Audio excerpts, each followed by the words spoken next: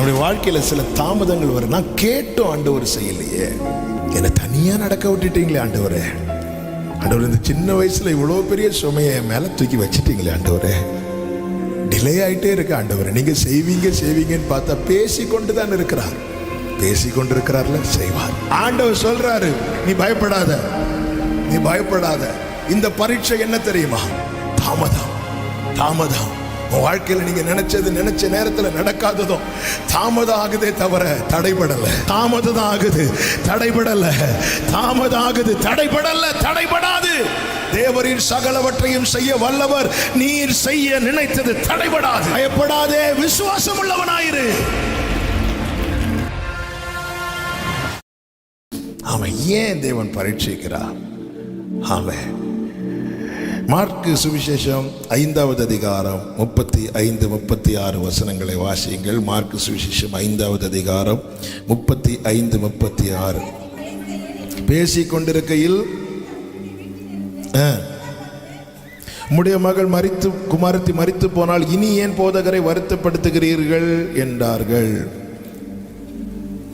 நல்ல கவனிங்க. எவீரு இயேசுவனிடத்தில் போய் காலில் விழுந்து, ஆண்டவரே என் மகள் மரித்தாள் என்று கூப்பிடவில்லை. என்ன சொல்லி கூப்பிடுறாரு? அதனுடைய 23 மரண அவஸ்தைப்படுகிறாள். ஆண்டவர் மரணத்தோடு போராடி கொண்டிருக்கிறாள். அவள் சாகிறதுக்கு முன்னாடி நீங்க வந்து அவளை கை வச்சிட்டீங்கன்னா அவள் பிழைச்சிருவா. இது அவனுடைய விசுவாசம். நம்முடைய விசுவாசம் எதுவோ அதை வெளிப்படுத்தும். 100க்கு அதிபதியினுடைய விசுவாசம் என்ன? நீங்க வர வேண்டாம் ஆண்டவரே, நீங்க ஒரு வார்த்தை சொன்னா போதும். எவீருவனுடைய விசுவாசம் என்ன? நீங்க வந்து தொட்டா போதும். 2 விசுவாசத்தையும் தேவன் கனப்படுத்தினார். இப்ப நல்ல கவனிங்க. இயேசு போயிட்டே இருக்கிறார். பைபிள் சொல்லுகிறது 24வது வசனம், அவர் அவனோட கூட போனார். அப்ப இப்பொழுது அவருடைய ஃபோக்கஸ் எல்லாம் எது மேலதான் இருக்குன்னா எவீரு வீட்டுக்கு போகணும். போற வழியில எவீரு வீடு அப்படி போகல, அவர் அவனோட கூட போனார். இப்போ அவர் வேற எல்லா ப்ரோக்ராமையும் மாற்றி வச்சுட்டார். எவீரு வீட்டுக்கு தான் போகணும். அவர் அப்படியே புறப்பட்டு வந்திருந்தால் அவள் மரிப்பதற்கு முன்னே வந்திருக்கலாம். ஆனால் ஆன் த வேல இன்னொரு சம்பவம் நடக்குது. என்ன சம்பவம்னா, ஒரு 12 வருட பெரும்பாடுள்ள ஸ்திரீ என்ன பண்றா? வந்து இயேசுவின் வஸ்திரத்தை தொட்டு அவளுக்கு என்ன கிடைக்குது? சுகம் கிடைக்குது. அது வரைக்கும் பிரச்சனை இல்லை. சரி, வந்தா சுகம் வாங்கினா போனான். ஆனால் இயேசு திரும்பி நின்று கேட்கிறாரு, ஆமா என்ன தொட்டது யாரு? எல்லாரும் தேடிட்டு இருக்கும்போது எவரு மட்டும் வாட்சை பார்த்துட்டு இருப்பாரு. ஆண்டவரே டிலே ஆயிட்டு இருக்கு ஆண்டவரே. அவ வாரா வந்து அவளுடைய 12 வருட சாட்சிய சொல்லுறா. இல்லைன்னா நமக்கு எப்படி பைபிள்ல தெரிஞ்சிருக்கோம்ல, நானே 12 வருஷமா பெரும்பாடு உள்ளவளா இருந்தேன். நான் போகாத ஹாஸ்பிட்டல் இல்லை, பார்க்காத டாக்டர்ஸ் இல்லை, எல்லாரும் சாட்சி ஆன்னு கேட்டுட்டு இருக்கும்போது எவரு மட்டும், ஆண்டவரே. இங்க பரீட்சை என்பது எது தெரியுமா? டிலே, கொஞ்சம் தாமதம். வேதம் என்ன சொல்லுகிறது? அவர்கள் வந்து கொண்டிருக்கும் போதென்றல்ல. 35வது வசனம், அவர் இப்படி பேசிக்கொண்டிருக்க, அங்க பேசிட்டு இருக்கிறார்.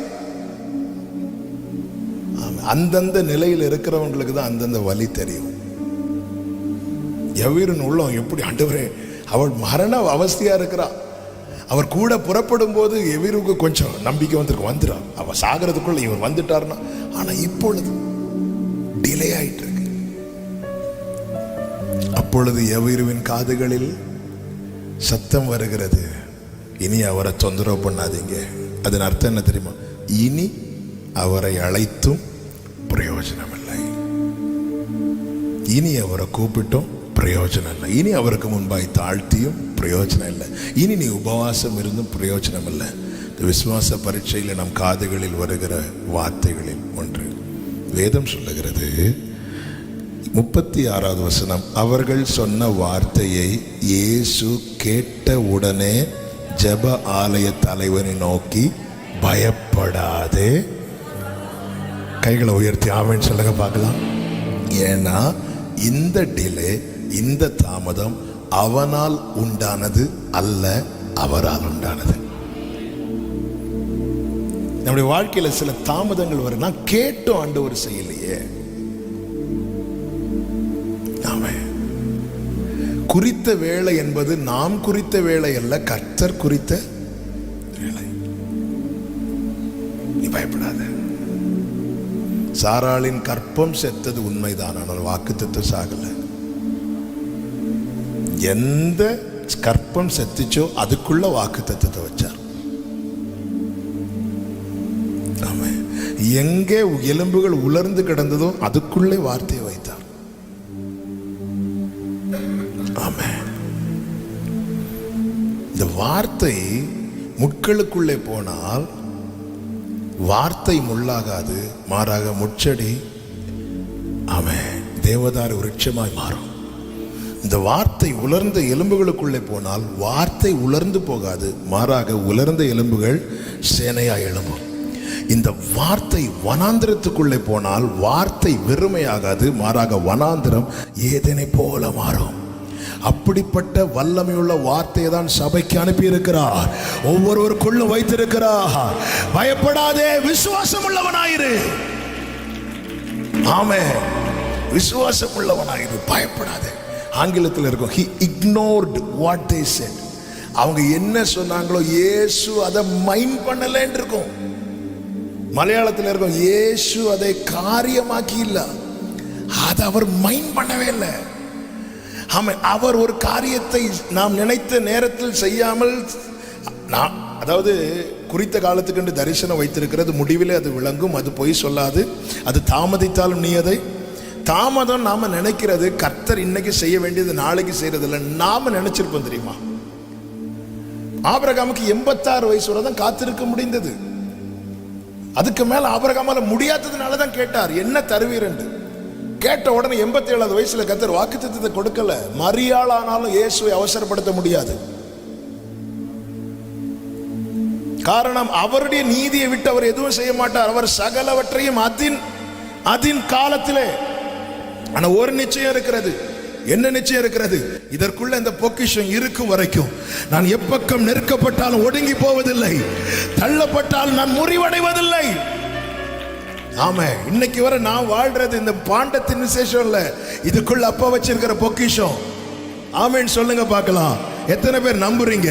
எத்தனை பேர் விசுவாசிக்கிறீங்க?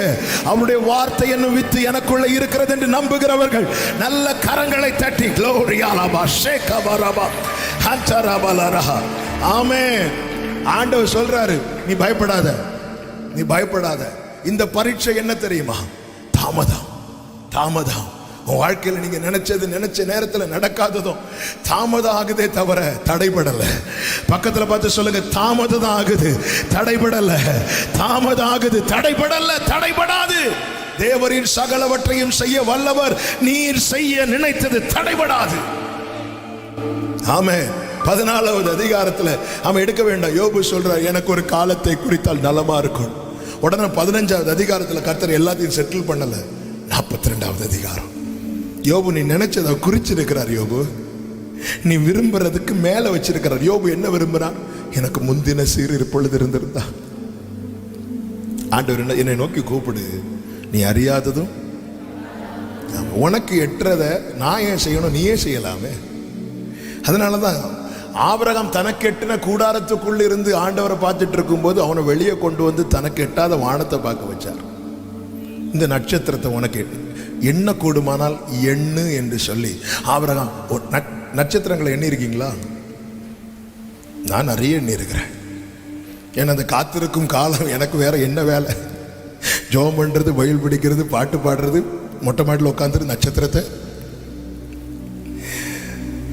ஒரு 6 மணி 6:30 ஈவினிங் அப்படி ஆகும்போது ஒவ்வொரு நட்சத்திரமா வரும். ஈஸி, கொஞ்சம் தான் இருக்குன்னு சொல்லிட்டு நீங்க எண்ணி பாருங்க, அது பக்கத்துல இன்னொன்று இருக்கும். அடுத்து எண்ணி பாருங்க, இன்னொன்று இருக்கும். திருப்பி நம்ம எங்கிருந்து வருவோம்? ஃபர்ஸ்ட்ல இருந்து வரும். கடைசி வரை எண்ண முடியாது. ஆண்டவர் சொல்றார், இவ்வண்ணமாய். புரியும்படி சொல்லணும்னா, என்னுடைய வாக்குத்தத்தம் என்பது உன்னுடைய எண்ணிக்கைக்குட்பட்டது கிடையாது, உன்னுடைய நினைவுக்குட்பட்டது கிடையாது. அதனாலதான் என் நினைவுகள் உங்கள் நினைவுகள் அல்ல, என் வழிகள் உங்கள் வழிகள் அல்ல சொல்லிவிட்டது. அடுத்து சொல்லுகிறார், என் வார்த்தை வெறுமையா திரும்பாது. என் விருப்பத்தை நிறைவேற்ற கர்த்தர் வார்த்தையை அனுப்ப மாட்டார், அவர் விருப்பத்தை நிறைவேற்ற தான் வார்த்தை அனுப்புவார். இங்கே தாமதம். உடனே கர்த்தர் கோச்சிட்டு போயிட்டாரா? இல்லை. பாதி வழியில் விட்டு செல்ல மனிதர் அல்ல. இப்போ 2 காரியம். ஒன்று, ஆண்டவர் சொல்ற பயப்படாத, விசுவாசம் உள்ளவனாயிரு. இது ஒரு சத்தம். பல சத்தங்கள் சொல்லுது அவரை விட்டுரு, அவரை விட்டுரு. இந்த பரீட்சையில் நம்ம எந்த சத்தத்துக்கு செவி கொடுக்கிறோம்? சிக்லாகில் இருக்கிற தாவீதின் குடும்பத்தை எல்லாரும் பிடிச்சிட்டு போனதும் 600 பேரும் என்ன சொன்னாங்கன்னா, இந்த இவ்வளோ பிரச்சனைக்கு காரணம் இவன் தான் அப்படின்னா. தாவீது அந்த சத்தத்தை கேட்டிருந்தா உண்மையிலே செத்திருப்பார். ஏன்னா அழுகிறதற்கு பலன் இல்லாமல் போக மட்டும் அழுதாங்க. ஆனால் பைபிள் சொல்லுது, தாவீது கர்த்தருக்குள் திடப்பட்டான். எப்படி திடப்பட்டான்? ஏபோத்தை கொண்டு வர வைத்து, நீங்க ஏதாவது பேசுங்க ஆண்டவரே. ஆண்டவர் சொல்லி, போ தாவீது, நீ பிடித்துக் கொள்வாய். அவ்வளவுதான். இந்த விசுவாச ஓட்டத்தில் நான் முன்னாடி போகணுமா பின்னாடி போகணுமா என்பதை தீர்மானிக்கிறது நாம கேட்கிற சத்தம். நம்ம கூட இருக்கிறவர் யார் தெரியுமா? இருக்கிறதை எடுத்து தருவார், இல்லாதவைகளை உருவாக்கி தருவார். ஆமே. வாழ்க்கையில் தாமதம் ஆகும்போது தடைப்பட்டுட்டுன்னு மட்டும் நினைக்காதீங்க. அதான் தாவீது, யோபு சொல்றார், நீர் சகலத்தையும் செய்ய வல்லவர், நீர் செய்ய நினைத்தது தடைபடாது. குறித்திடும் வேளை உயர்த்திடுவார், கிறிஸ்துவின் கரத்தில் அடங்கிடுவோம். குறித்திடும் வேளை உயர்த்திடுவார், கிறிஸ்துவின் கரத்தில் அடங்கிடுவோம். தாழ்வில் நம்மை நினைத்தவரை வாழ்வினில் துதித்திடவாய் திறப்போ. அவன் ஆண்டவரே, இன்னைக்கு டிலே ஆகி, இன்னைக்கு நடக்கும் நினைச்சேன், இன்னைக்கு நடக்கல, ஓகே நாளைக்கு நடக்கும். இதுதான் நம்பிக்கை உள்ளவனுடைய பார்வை. ஆபிரகாம் தன் கூடாரத்திலிருந்து கண்களை ஏறெடுத்து பார்த்தானா. இப்படிதான் நம்முடைய பார்வை, அப்படிதான் இருக்கணும், முன்னோக்கி தான் இருக்கணும். முடியாது என்று சொல்லி இருந்துடக்கூடாது, முன்னோக்கி தான் இருக்கணும். இன்னைக்கு நடக்கல, நாளைக்கு நடக்கும். எதை வச்சு சொல்றீங்க? இந்த தீபத்தை நானே விடல. ஆமே. தாமதத்தை தடையென்று எண்ணாதே. தடையென்று எண்ணினால் அதன் பிறகு நாம் அதை எதிர்பார்க்க மாட்டோம், அதற்காக ஜெபிக்க மாட்டோம். ஒரு காரியத்துக்காக நல்லா புரிஞ்சுக்கோங்க, அவருடைய கிருபை இல்லாமல் நம்மளால 2 நிமிஷத்துக்கு மேல, 1 நிமிஷத்துக்கு மேல ஜெபம் ஓடாது. பார்த்துருக்கீங்களா? சில காரியத்துக்காக நம்ம ஜெபிக்க உக்காந்துருந்தா நமக்கு டைமே போகாது இல்லை? ஆனால் இன்னும் சில காரியங்களுக்காக உக்காந்துருந்தா மணிக்கூர் கணக்கில், நாள் கணக்கில் ஜெபம் பண்ணிட்டு இருப்போம். ஒரு காரியம் தெளிவாக தெரிகிறது, அவர் ஜெபிக்க வைக்காம நம்மளால ஜெபம் பண்ண முடியாது. சில காரியத்துக்கு ஒரே ஜெபத்தில் பதில் வந்திருக்கும், சில காரியத்துக்கு ஜெபிக்க துவங்குவதற்கு முன்னமே பதில் வந்திருக்கும். இந்த எல்லா அனுபவத்தையும் நம்ம டேஸ்ட் பண்ண வச்சிருக்கிறார். ஆமேன்னு சொல்றவங்க மாத்திரம். அவன் தானியேலுக்கு மட்டும் நமக்கு டேஸ்ட் பண்ண வச்சிருக்கிறார். ஆனா சில காரியங்களுக்கு பல நாட்கள் தேவன் ஜெபிக்க வைக்கிறார். ஒரு காரியத்துக்காக ஜெபிக்க வைக்கிறார்னாலே நம்பிக்கை இருக்குன்னு அர்த்தம். நிச்சயமாய் முடிவு உண்டு, உன் நம்பிக்கை. யோவான் ஸ்நானன் இயேசுவை குறித்து என்ன சொல்றார் அப்படின்னா, நான் உங்களுக்கு ஜலத்தினால் ஞானஸ்நானம் கொடுக்கிறேன், இவரோ உங்களுக்கு பரிசுத்த ஆவியினால ஞானஸ்நானம் கொடுப்பார்னா. இயேசு கிறிஸ்து எடுத்துக்கொள்ளப்படுறது வரைக்கும் கொடுத்தாரா, கொடுக்கலையா? யோவான் சொன்னது கரெக்ட் தான். இயேசு கிறிஸ்து எதனால ஞானஸ்நானம் கொடுப்பார்? பரிசுத்த ஆவியினால். அப்ப எல்லாரும் பார்த்துட்டு இருக்கிறாங்க, இயேசு கிறிஸ்து எடுத்துக்கொள்ளப்படுறது வரைக்கும் பரிசுத்த ஆவியினால ஞானஸ்நானம் கொடுத்தாரா, கொடுக்கலையா? கொடுக்கல. மாறாக என்ன சொன்னார்? நீ எருசலேம்ல காத்திரு, கொடுப்பார், நிச்சயமா கொடுப்பார். நீ பெற்றுக்கொள்றதுக்கு தேவன் ஒரு காரியத்தை செய்ய வைக்கிறார். அவர்கள் ஜெபத்தில் தரித்திருந்தார்கள். ஏன்னா இது, இந்த ஈவு என்பது தி பெஸ்ட். பொல்லாதவர்களாகி நீங்களே உங்க பிள்ளைகளுக்கு நல்ல ஈவு. ஒரு காரியத்தை கர்த்தர் நமக்கு நம்முடைய நினைவில் தாமதமாய் தோன்றுகிறது என்றால் புரிந்து கொள்ளுங்கள், நாம் வேண்டிக் கொள்வதற்கும் அதிகமாய் ஏதோ ஒன்றை கர்த்தர் செய்ய தீர்மானித்து விட்டார். அபிமெலேக்கு வீட்லயும் குழந்தை கிடையாது, ஆபிரகாம் வீட்லயும் குழந்தை கிடையாது. அபிமெலேக்கு வீட்டில் புத்திர பாக்கியத்துக்காக யார் ஜெபம் பண்றா? ஆபிரகாம். ஆபிரகாம் ஜெபம் பண்ணதும் அபிமெலேக்கு வீட்டில் குழந்தை சத்தம் கேட்குது. ஒரு புறம் சந்தோஷமா இருந்தாலும் கொஞ்சம் ஆபிரகாமுக்கு என்ன இருக்கும்?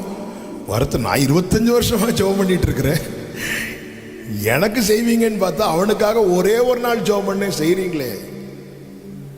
ஆனா 21 கடைசி 1 சொல்லப்பட்டிருக்கிறது, தகுந்த காலத்தில், குறித்த காலத்தில். ஏண்டவர் அபிமெலேக்கு கேட்டதும் கொடுத்துட்டீங்க, ஆபிரகாமுக்கு நீங்க கேட்டதும் கொடுக்கல. ரீசன் ஒண்ணுதான், அபிமெலேக்கு மேல வாக்குத்தத்தம் இல்லை, ஆபிரகாம் மேல வாக்குத்தத்தம் இருக்கிறது. உன் மேல வாக்குத்தத்தம் இருக்குமானால் நீ கேட்டதும் கிடைக்காது, அவர் குறித்த நாளிலே கிடைக்காமல் இருக்காது. ஒரு காரியத்தை ஆண்டவர் கேட்க வச்சுட்டே இருக்கிறார். 25 வருஷமா வார்த்தை வாக்குத்தத்தத்தை கொடுத்து ஆபிரகாமை ஜெபம் பண்ண வைக்கிறார். வாக்குத்தத்தத்தை கொடுத்து ஆபிரகாமை ஜெபம் பண்ண வைக்கிறார். 86 வயசுல டவுட் வந்துச்சு, அப்பொழுது ஒரு வார்த்தையை கொடுத்தார். அடுத்து 14 வருஷம் காத்திருக்க வைக்கிறார். 75 வயசுல ஒரு வார்த்தையை கொடுத்து 11 வருஷம் காத்திருக்க வைத்தார். 86 வயசுல வார்த்தையை கொடுத்து அடுத்த 14 வருஷம் காத்திருக்க வைக்கிறார். நான் காத்திருக்கிறேன், நான் காத்திருக்கவில்லை, கர்த்தருடைய வார்த்தை என்னை காத்திருக்க வைக்கிறது, என்னை ஜெபிக்க வைக்கிறது, என்னை கேட்க வைக்கிறது, என்னை எதிர்நோக்கி பார்த்திருக்க வைக்கிறது. வேலைக்காரருடைய கண்கள் தங்கள் எஜமான்களின் கையை நோக்கி இருக்குமா போலவும், வேலைக்காரின் கண்கள் தங்கள் எஜமாட்டின் கையை நோக்கி இருக்குமா போலவும், எங்கள் தேவனாகிய கர்த்தர் எங்களுக்கு இரக்கம் செய்யும் வரைக்கும் எங்கள் கண்கள் உம்மையே நோக்கி இருக்கிறது. அவர்தான் காத்திருக்க வைக்கிறார். ஆமென். ஆண்டவர் தாமதத்தை தடை என்று எண்ணாதீங்க. தடை நினைச்சிட்டு நாளைக்கு ஒரு ஜெபத்தை முடிச்சிருவீங்க இல்ல, வரும். ஆமென். அது நிச்சயமாய் வரும். உன் நம்பிக்கை வீண் போகாது. பைபிள் சொல்லுது, உம்மை நம்பி வெட்கப்பட்டு போகாதிருந்தார்கள்.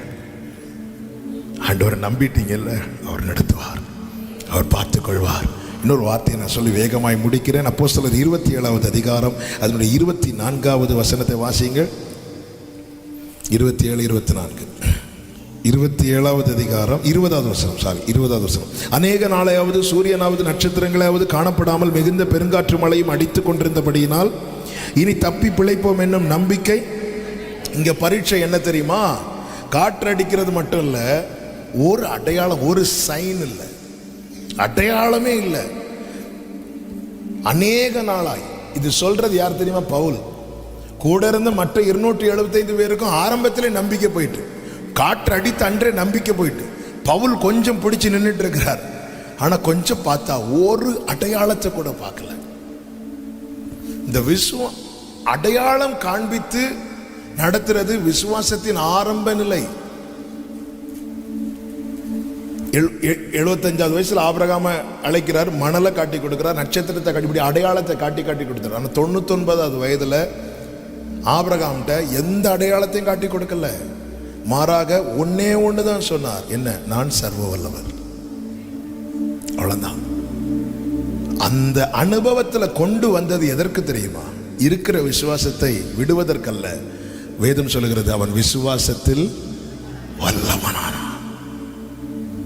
சின்ன வயசுல படம் ஆப்பிள்னா என்ன அப்படின்னா APPLEன்னு எழுதி கொடுக்க மாட்டாங்க, ஒரு ஆப்பிளை காட்டி சொல்லுவாங்க.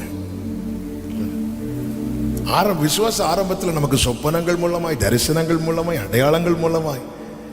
ஆனா நம்ம விசுவாசத்தில் தேவன் வளர பண்ண ஒரு சைனும் இருக்காது. அநேக நாளாயாவது சூரியனாவது நட்சத்திரங்களாவது காணப்படாம, காற்று நிக்கல, மழையும் அடிச்சுட்டு தான் இருக்குது. அப்பொழுது இனி தப்பி பிழைப்போம் என்று. அப்பொழுதுதான் கர்த்தருடைய தூதன் அங்கே வந்து பவுலை பார்த்து என்ன சொல்லுகிறார் என்றால், 24வது வசனம், பயப்படாதே, நீ ராயனுக்கு முன்பாக. ஏற்கனவே அவனுக்கு சொன்ன வார்த்தை இது ஏற்கனவே சொல்லப்பட்ட வார்த்தை. ராயனுக்கு முன்பாக நிற்க வேண்டும் என்பது ஏற்கனவே சொல்லப்பட்ட வார்த்தை. நீ என்னை குறித்து ரோமாவிலும் சாட்சி கொடுக்க வேண்டும். ஆமென். அப்போ அடையாளம் எல்லாம் இல்லாமல் போகும்போது ஒருவனுடைய நம்பிக்கை அற்று போகிறது என்றால் அவன் அங்கே என்ன மறக்கிறான் தெரியுமா? கர்த்தர் கொடுத்த வார்த்தையை மறக்கிறான். இப்பொழுது பவுல் எழும்பி நின்று சொல்றான், எனக்கு சொல்லப்பட்ட பிரகாரமாகவே நடக்கும் என்று தேவனிடத்தில் 25வது வசனம் நம்பிக்கையா இருக்கிறேன். 24 கடைசி பார்த்தீங்களா? தேவன் உனக்கு விசுவாச பரீட்சையில தேவ தயவு உண்டு. விசுவாச பரீட்சையில தேவனுடைய ஒத்தாசை உண்டு. விசுவாச பரீட்சையில தேவனுடைய வார்த்தை உண்டு.